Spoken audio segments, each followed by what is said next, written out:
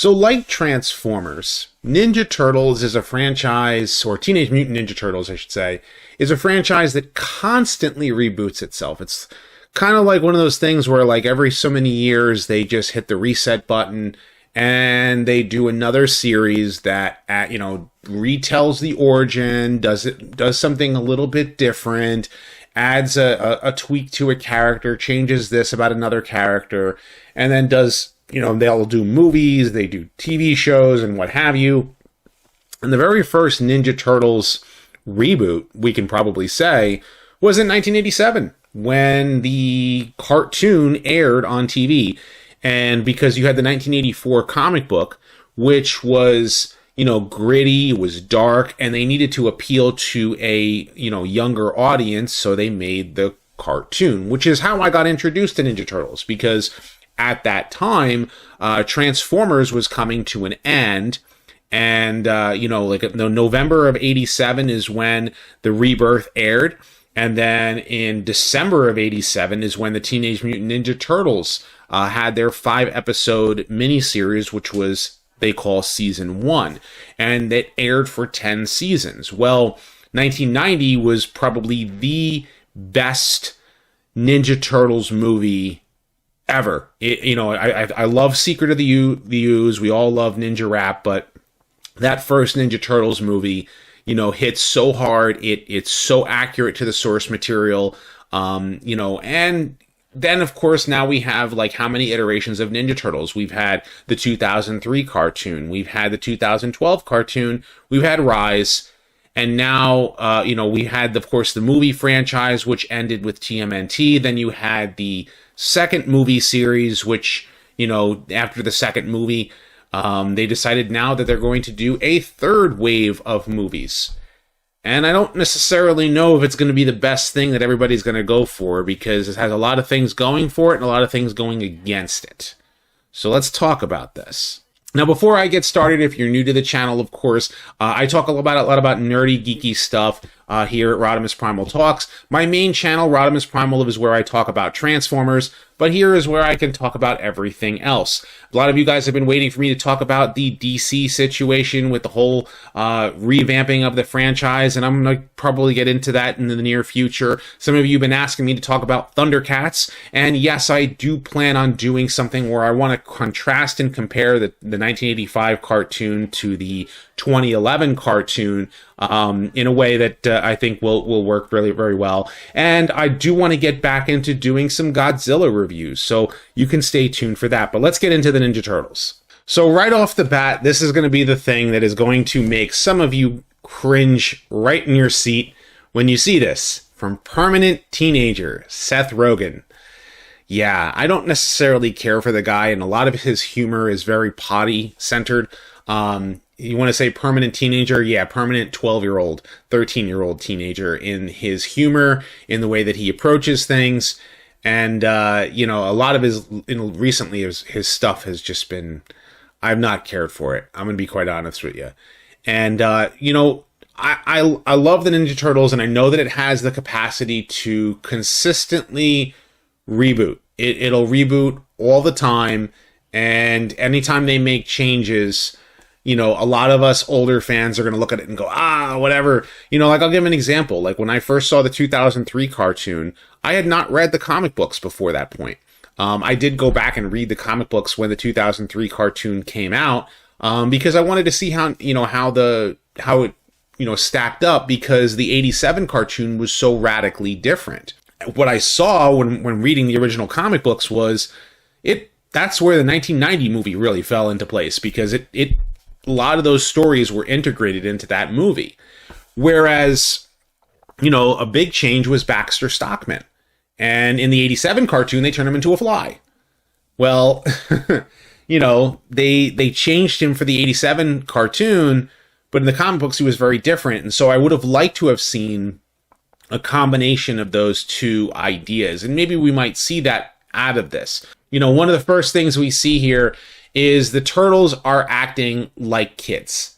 They're trying to make them be like 12, 13-year-olds. Pretty much the permanent teenager, Seth Rogen, that style humor for a prepubescent kid who's just going through voice changes. And that's what we're seeing out of these turtles. They have the letters on the belts. They have the colored bands, because if you know the original Ninja Turtles, the original Ninja Turtles in the comic books, it was just all red headbands, and they decided to make them different colors to make them stand out, so you'd know which one was which. They even put the letters on the belts, so you knew which turtle was which. The idea is that, younger kids need something to identify with. It's something that, me as a Transformers fan have always made the biggest complaint about the Decepticons in those movies, because the live action films just never made the Decepticons look all that different than just mangled metal. And you're trying to figure out which Transformer is which on screen and have a personality with them. Well, that needs to be true for both heroes and villains, and Ninja Turtles has done a great job of that over the years. And the other thing to take note of here is they've made Michelangelo have braces, which does not make sense, all things considered. Raphael is missing a tooth. Donatello has glasses. And I don't want to play the actual trailer because I don't want to get like a copyright claim on this video. I just want to talk about it in general standpoint. And I'm okay with the Turtles being like this origin story for the Turtles. It's just like, it's another reboot. They're just resetting the franchise over again when they could actually continue on from what has come before and give us a consistent series of movies. I mean, they can make Turtles 25 and it all be, within the same continuity, but they're not doing that here. And the animation style also, something I noticed very quickly when I was watching this trailer was the animation is not fluid. Rise of the TMNT, the animation in that is phenomenal. I don't care for the stories, and I don't care for a lot of the changes to some of the characters, but the animation itself was very, very good. The animation in this, it looks like it's like every single part of it is hand painted, but it's painted by a computer, if that makes any sense. So like it's done like with computer animation, and it's using a filter to make it look like it's a cartoon, like it's hand painted, but it's not. And it makes it look very sloppy, like the way the characters jitter when they move. It's not very appealing to the eye. Now, I know there are some cartoons, animated movies that have done that before, and I don't care for that animation style. And a lot of times that those movies are still good to begin with, especially ones that are like claymation. Like claymation, you can kind of expect that, that kind of jitteriness to it. But imagine this is done with a computer and not using actual clay to like make a craft out of it. This is done with what seems to be a computer animation done with this weird filter. I also want to highlight what Splinter looks like here. Yes, they've given him a mullet, and he's voiced by Jackie Chan.